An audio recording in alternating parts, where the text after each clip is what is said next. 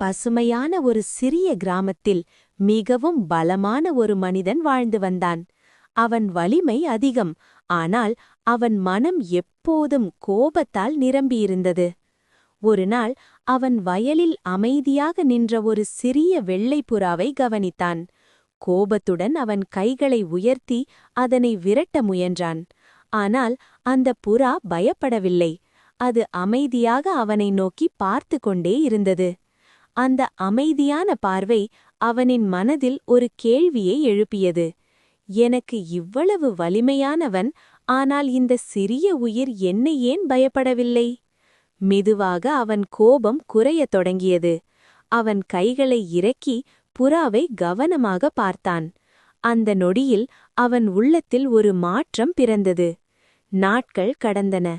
கோபம் கொண்ட மனிதன் கருணை கொண்ட மனிதனாக மாறினான். அவன் இனி பயமுறுத்தவில்லை, அன்பை பகிர ஆரம்பித்தான்.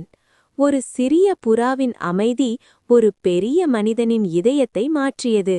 இந்த உலகில் உண்மையான வலிமை கைகளின் பலத்திலில்லை, அமைதியும் கருணையும் நிறைந்த இதயத்தில்தான் உள்ளது.